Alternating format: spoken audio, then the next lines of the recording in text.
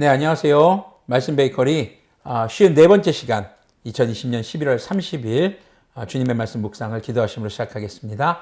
거룩하신 주님 감사합니다. 주님의 말씀을 묵상합니다. 성령님께서 말씀에 조명이 되어주셔서 주님의 말씀 밝게 깨달아 알 수 있도록 긍휼을 베풀어 주시옵소서. 우리 주 예수 그리스도님의 이름으로 기도합니다. 아멘. 네, 오늘 보실 말씀은 다니엘 6장 15절에서 28절 말씀입니다. 어제에 이어서 이제 다니엘이 사자굴에 던져지게 된 이후에 어떻게 되는지 내용을 또 한번 보도록 하겠습니다. 표준 세번역의 성경으로 제가 읽어드리겠습니다. 그때 이 사람들이 왕에게 다가와서 말하였다. 임금님, 메대와 페르시아의 법은 임금님이 한 번 금령이나 법률을 세우시면 그것을 바꾸실 수 없다는 사실을 기억하시기 바랍니다. 그래서 왕이 명령을 내리니 그들이 다니엘을 끌어다가 사자굴에 던져 넣었다. 왕이 다니엘에게 말하였다. 그대가 늘 섬기는 그대의 하나님이 그대를 구하여 주시기를 비오. 사람들이 돌 하나를 굴려다가 어기를 막았고 왕이 그 위에 자기의 도장과 귀인들의 도장을 찍어서 봉하였다. 이렇게 하여서 다니엘에게 내린 조치를 변경할 수 없게 하였다. 그 뒤에 왕은 궁전으로 돌아가서 그날 밤을 뜬 눈으로 지새우며 먹지도 마시지도 않고 즐거운 일은 아무것도 하지 못하게 하였다. 이튿날 동이 틀 때에 왕은 일어나는 길로 곧 사자굴로 갔다. 그 굴 가까이 이르러서 왕은 슬픈 목소리로 외치며 다니엘에게 말하였다. 살아계신 하나님의 종 다니엘은 들으시오. 그대가 늘 섬기는 그대의 하나님이 그대를 사자들로부터 구해주셨소. 다니엘이 왕에게 아뢰었다. 임금님의 만수무강을 빕니다. 나의 하나님이 천사를 보내셔서 사자들의 입을 막으셨으므로 사자들이 나를 해치지 못하였습니다. 그것은 하나님 앞에서 나에게는 죄가 없다는 사실이 드러났기 때문입니다. 임금님, 나는 임금님께도 죄를 짓지 않았습니다.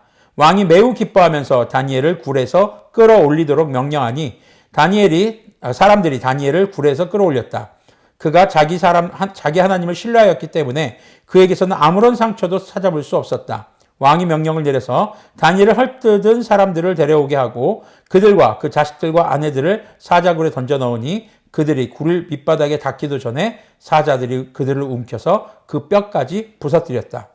그때 다리우스 왕은 전국에 사는 민족과 언어가 다른 뭇 백성에게 조서를 내렸다. 내 백성에게 평화가 넘치기를 바란다.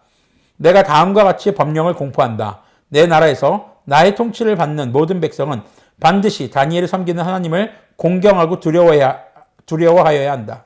살아계신 하나님이 영원히 다스리신다. 그 나라는 멸망하지 않으며 그의 권세에 무궁하다. 그는 구원하기도 하시고 건져내기도 하시며 하늘과 땅에서 표적과 기적을 행하시는 분. 다니엘을 사자의 입에서 구하여 주셨다. 바로 이 사람 다니엘은 다리우스 왕이 다스리는 동안과 페르시아의 고레스 왕이 다스리는 동안 잘 살았다. 아멘. 네.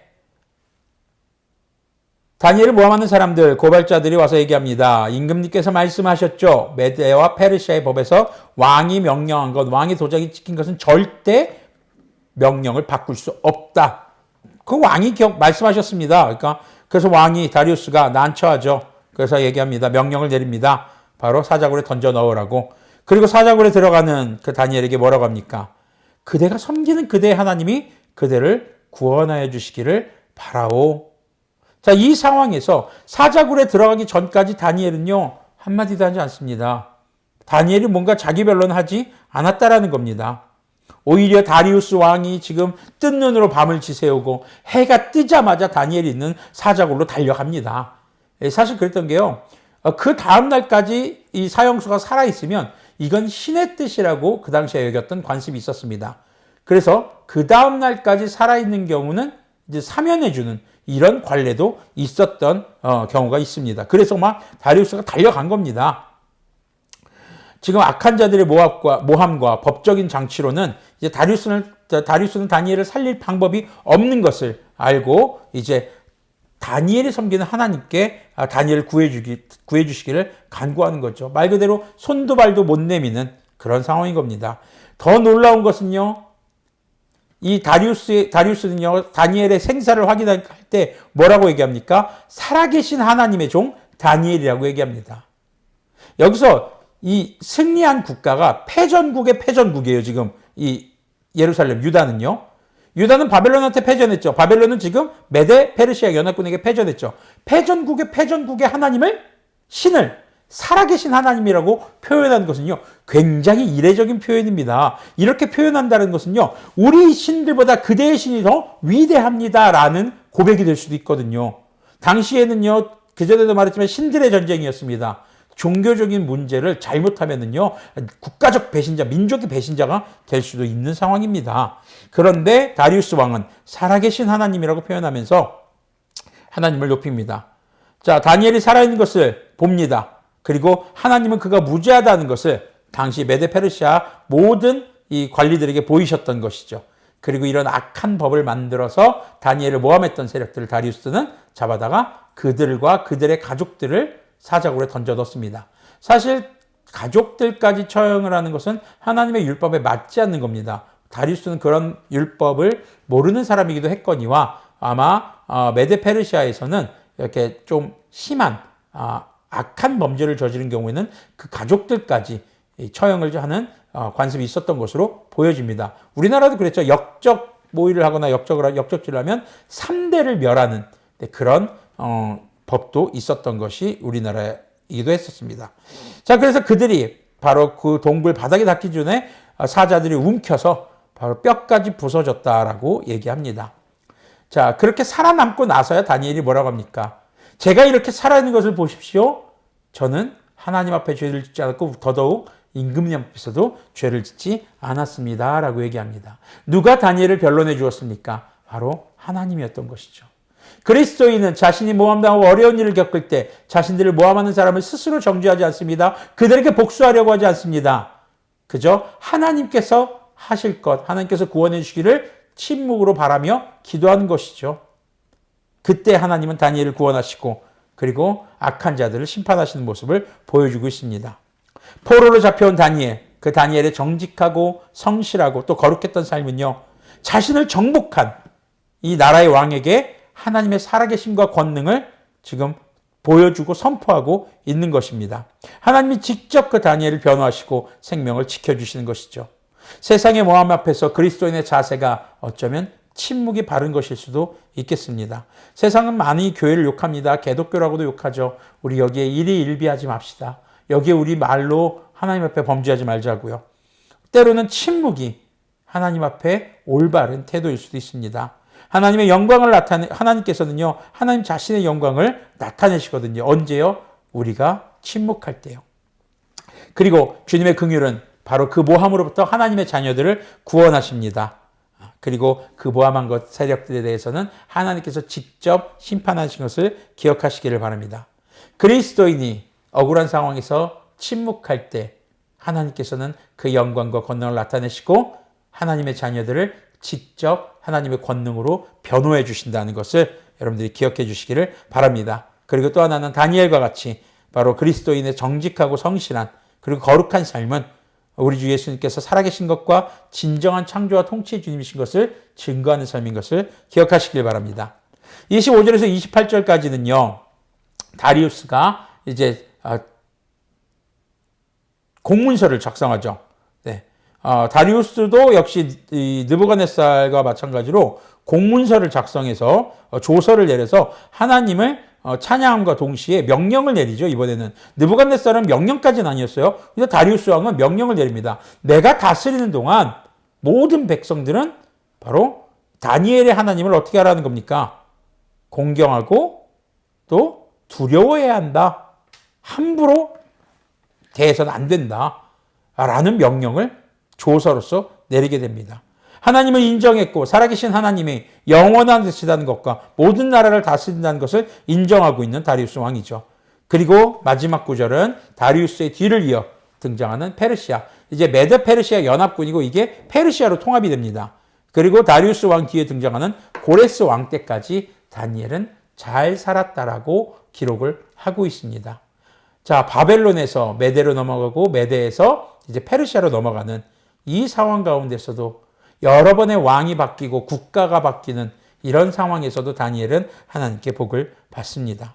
전쟁의 포로로 잡혀간 상황에서도 자신이 하나님의 사람이라는 믿음을 지킨 다니엘의 모습을 통해서 정복자들이 오히려 하나님을 인정하고 찬양하는 공식적인 문서를 남기고 또 하나님을 공경하고 경외하고 그리고 그 하나님을 절대 하나님께서 모든 절대 권력을 가지고 계신다는 것을 인정하는 문서. 이런 것들이 사실 이 당시 시대 상황에는 전례 없는 상황들인 겁니다. 그런데 그게 두 번이나 등장하는 일들이 나타나는 거죠. 이스라엘 사람들 역시 그들의 패망 앞에서 자신들의 하나님이 바벨론의 마르둑보다 약하다라고 여겼습니다. 다니엘은 다니엘의 그런 다니엘이 가진 신앙, 그런 패전한 상황에서도 하나님을 하나님을 배신하지 않았던 것. 전쟁의 패배를 바로 하나님의 패배로 여기지 않은 것이 다니엘의 신앙이었죠. 사람은 패배할 수 있고요. 우리는 실수할 수 있습니다. 그런데 하나님께서는 실수하지 않으시고 패배하지 않으십니다. 제가 청년 시절 고3 재수할 때죠. 참 좋아했던 찬양이 있습니다. 하나님은 실수하지 않으신다네. 네, 기회가 된다면 여러분들이 한번 찬양을 찾아서 들어보시는 것도 권면드리겠습니다. 저는 그때 고3 때 대학을 떨어졌죠. 재수를 하면서. 네, 나는 실패했지만 하나님은 절대 실패하지 않으신다라는 고백이 바로 그 찬양에 담겨 있었거든요. 자, 그래서 그 믿음이 어떤 상황에서도 하나님을 끝까지 믿도록 합니다. 그리고 다니엘의 절대적인 믿음을 주님께서는 기뻐하셨고 바로 다니엘을 통해 거대 제국들에게 하나님 자신을 계속해서 계시하고 계신 것입니다. 실수하고 실패하는 것은 사람입니다.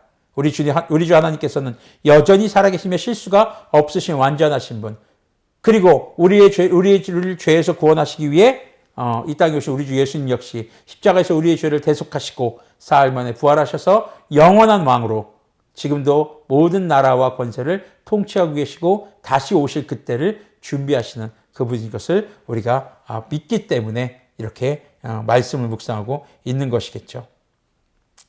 자, 이스라엘의 패망 이후에 바벨론, 메데페르시아, 또 페르시아로 이어지는 제국들의 역사 속에서 다니엘은 제국의 지도자들에게 인정받고 사랑받으면서도 주 하나님께서 어떤 분이신지를 증거하고 있습니다.